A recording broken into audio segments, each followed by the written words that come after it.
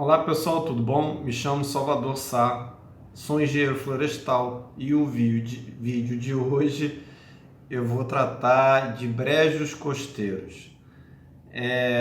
Os brejos costeiros são uma expressão das chamadas zonas úmidas. O Brasil tem vários tipos de zonas úmidas, de áreas encharcadas ou encharcáveis.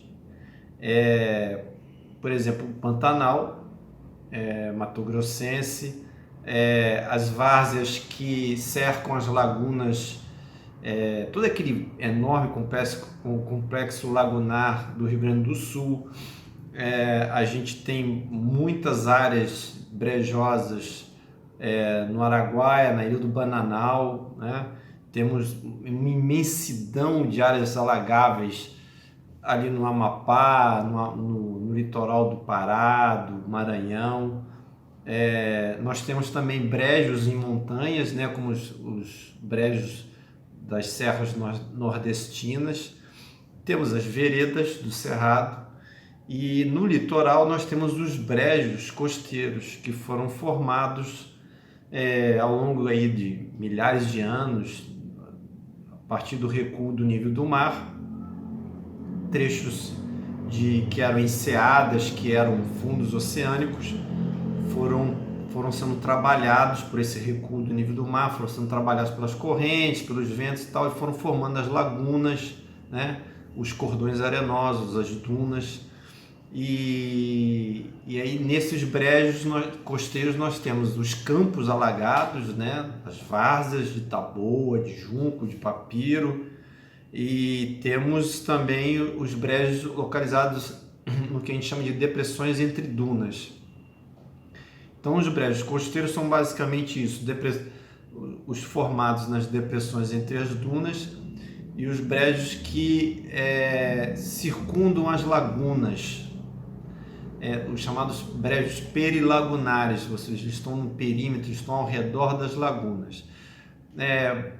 Vale aqui fazer uma explicação. Laguna é diferente de lagoa e de lago, porque a laguna, sendo um corpo hídrico de águas estagnadas, ela diferencia do lago e das lagoas por ela ter contato com a água do mar, normalmente por um canal, tá? Então, as lagunas são lagos ou lagoas localizados no litoral que têm algum acesso permanente ou temporário com o mar.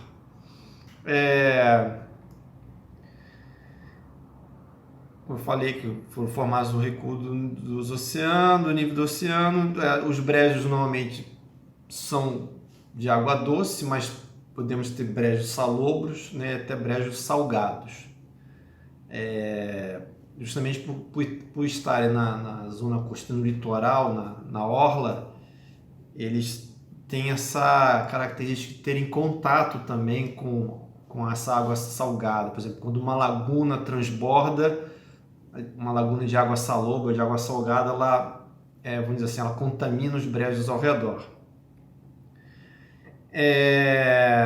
Por serem áreas úmidas, os brejos são protegidos por uma convenção internacional, mas se você não criar realmente uma unidade de conservação,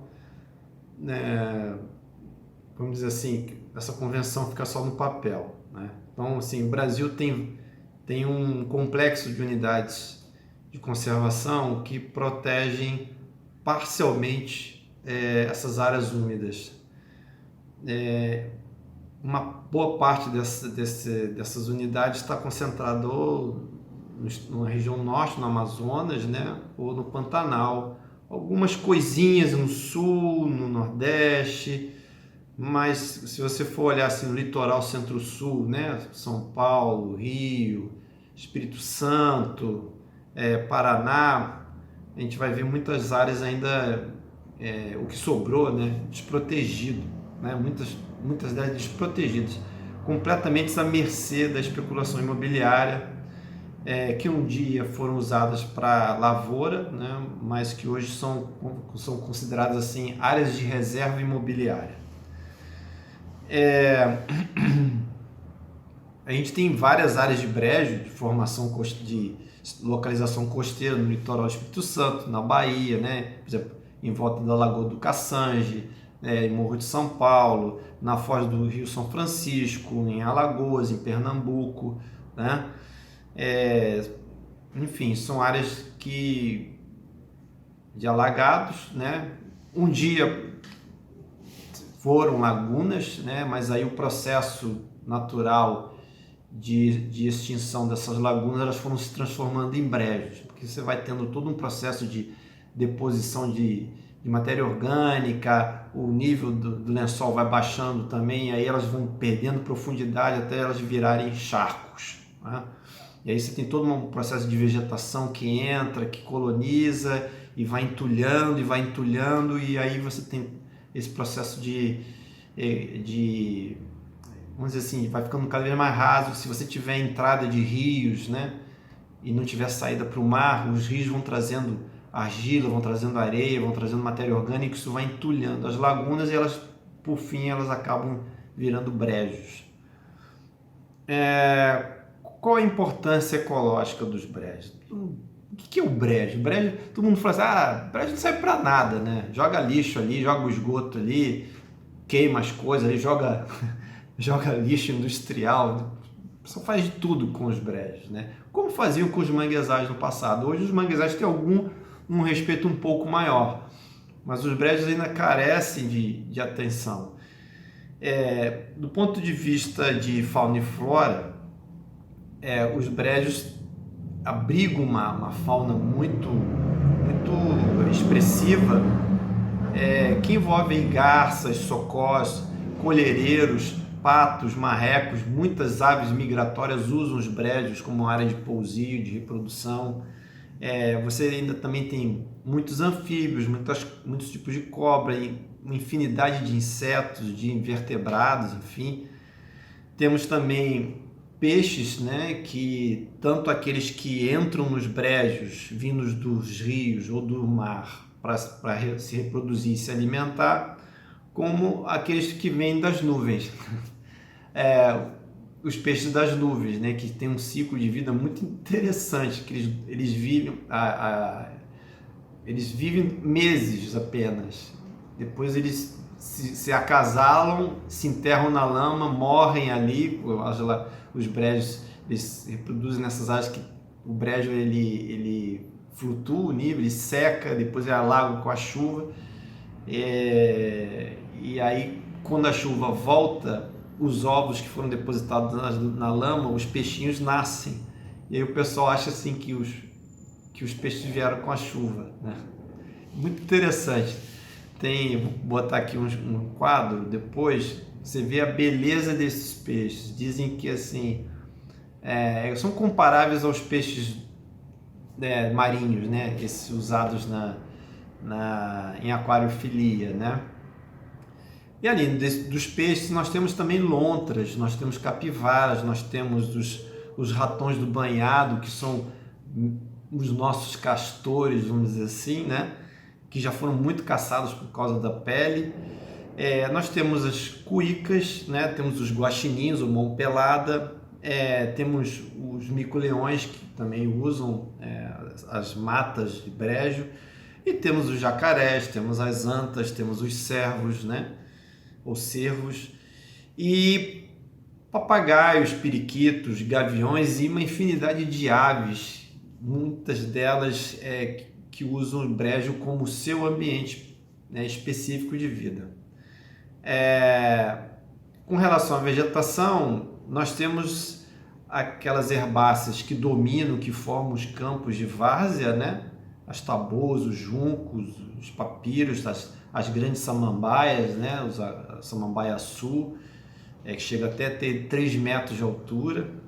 E temos as florestas paludosas, né? Que no litoral são compostas muitas vezes por cachetais, né? Tabebuia cassinoides, guanandis, por ananis, por quaresmeiras, tucuns, pelo genipapo, né?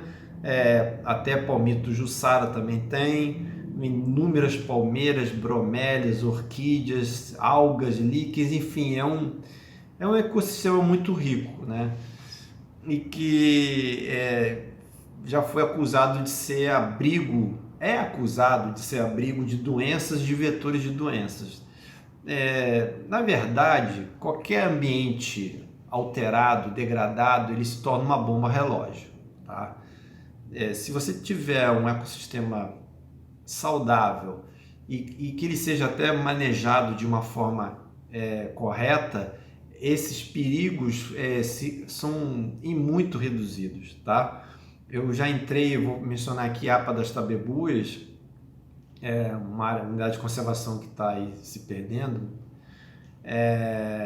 Eu entrei na época, eu fui o idealizador da APA e na época das pesquisas, né, dos estudos emergenciais, porque foi tudo meio que na emergência, a gente entrava na floresta e não sentia mosquito, né?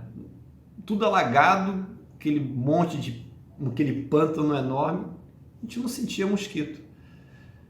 E aí você entra numa várzea poluída, nos fundos de um condomínio, de uma favela, você é devorado pelos mosquitos, né?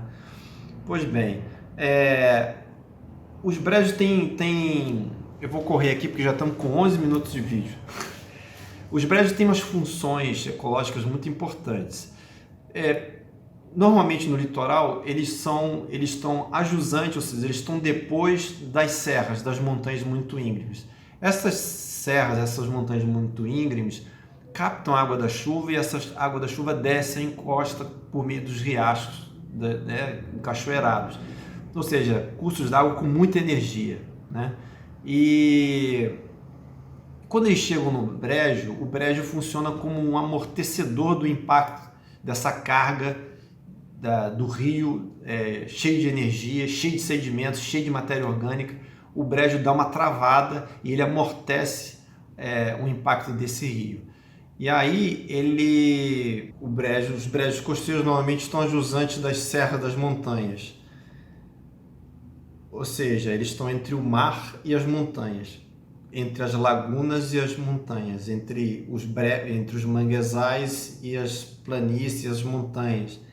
Eles estão entre a orla e os morros e as planícies, enfim. Há sempre uma fonte de água vindo lá de trás que chega nos brejos, e os brejos estão entre as lagunas, entre os manguezais e entre a orla. Tá? No Rio de Janeiro, por exemplo, o Rio de Janeiro você tem as montanhas, né? E aí essas montanhas captam a água da chuva, formam os riachos, esses riachos descem encachoeirados, descem com muita energia, descem cheios de sedimento de areia, lama, pedra, matéria orgânica de vegetal, animal. E aí quando esses rios chegam cheios de energia, carregados com esses materiais todos, chegam na planície, onde tem uma quebra de declividade, eles saem arrebentando tudo, né, abrindo o caminho, e aí chegam nos brejos, eles perdem a energia. Os brejos sendo áreas muito planas, esses rios, o que eles fazem? Eles se espraiam, eles se espalham pelo brejo. E aí nesse espalhar-se pelo brejo, eles vão deixando os sedimentos mais grosseiros, né, a areia, o cascalho, né? Eles vão deixando a matéria orgânica mais bruta, mais crua, vamos dizer assim, vai ficando retida no brejo, e o brejo acaba funcionando como um misto de filtro e biodigestor e amortecedor de energias, de carga dos rios. Então, muitas das vezes o rio nem alcança o mar, nem alcança a laguna, ele morre no brejo, né? Ele acaba alimentando o brejo permanentemente alagado.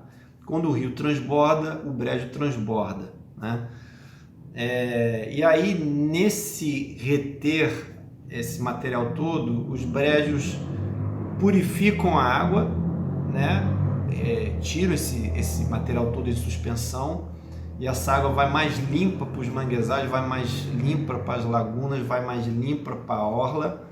E eu falo assim, mais limpa porque ela vai carregada de nutrientes, mas toda aquela matéria orgânica grosseira, né, cadáveres de animais, fezes, urina, folhas, galhos, tudo isso entra em decomposição nos brejos, né? entram em decomposição nos pântanos. Os sedimentos ficam agarrados ali nos brejos e só chegam nas lagunas quando tem transbordamento, né? E então o brejo funciona como um retentor de coisas que podem prejudicar lagunas, manguezais e a orla. Então, você mantendo o brejo íntegro, você evita, por exemplo, que a laguna sofra um processo mais rápido de entulhamento e aí de morte dela, né? Se ela não tiver uma entrada de água do mar permanente funcionando. Você, com o brejo, você evita que toda essa carga de sedimentos, essa energia do rio, chegue no manguezal e desfaça o manguezal, perturbe o manguezal, né? Você imagina um rio chegando sem freios no manguezal, ele vai mover toda aquela lama, as árvores todas, né? E o que o brejo faz também permite que o riacho no final chegue muito manso na orla e muito depurado. Ele chega, veja que coisa interessante esses riachos que chegam nas praias, esses riachos preservados, né, que chegam nas praias, tem a cor de Coca-Cola, cor de mate. Isso é matéria orgânica já muito degradada, né, matéria úmica que a gente chama, que dá essa coloração na água. Todo material vegetal, animal, que degradado gera essa cor, vamos dizer assim, ficou lá atrás, ficou lá nos brejos, entendeu? Então, eles funcionam, eles têm essa função de amortecedores das cargas de transbordamento, de enxurrada e retentores de sedimentos e de matéria orgânica. E aí eles processam, ali tem toda uma digestão. O brejo, como o manguezal, é um ecossistema muito produtivo, uma dinâmica muito intensa de degradação das coisas. E aí, nesse processo, está todo envolvido uma biodiversidade enorme de seres que se aproveitam dessa situação, desse ambiente mais estagnado, mais calmo, rico com nutrientes, com uma série de coisas.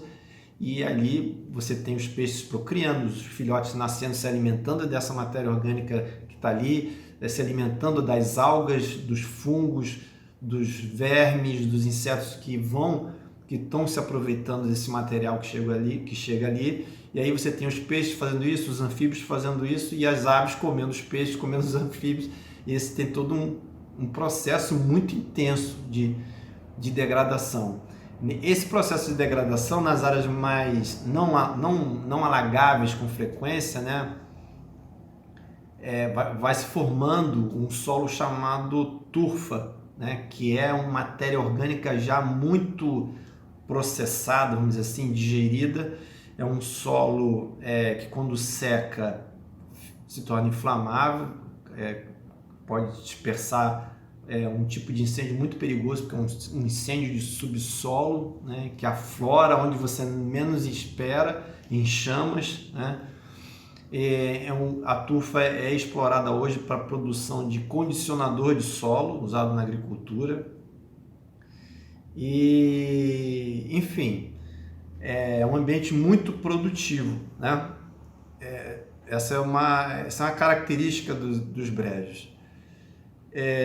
Por conta desse papel dos brejos, ele tem uma importância econômica, porque um brejo funcionando corretamente, ele evita prejuízos, né? Ele evita danos, ele evita custos de reparação por conta de enchentes, por conta de epidemias, por conta de problemas sociais, porque existem pessoas que vivem dessas qualidades do brejo, como vivem das qualidades do manguezal. Então, assim, um brejo preservado, ele tem suas funções preservadas e elas funcionam, né, para o ambiente, para as pessoas que estão ao redor. Já falei da turfa. O brejo, por essas características, ele tem, do ponto de vista de fauna, ele é um criatório de espécies, muitas delas de importância econômica, como os peixes que usam para desova, né? E criação dos seus filhotes ali. No passado, os brejos eram áreas de caça, né? Caçava-se aves migratórias, bandos de patos, de marrecos, ratões do banhado para extrair pele, né? A lontra para extrair a pele. Mas em termos vegetais, os brejos têm dois tipos de plantas muito interessantes e muito mal aproveitadas economicamente do ponto de vista sustentável. Uma dessas plantas é a taboa. Ela já foi testada, já se viu que ela tem uma excelente celulose, né? E o fato de ela ser uma planta, uma erva, né? Crescer muito rápido e colonizar muito rápido, ela tem um potencial muito interessante de aproveitamento econômico para a produção de celulose. Só que não se é feito isso. Todas essas várzeas imensas ocupadas por taboa, por papiro, por junco, todas essas plantas produzem celulose.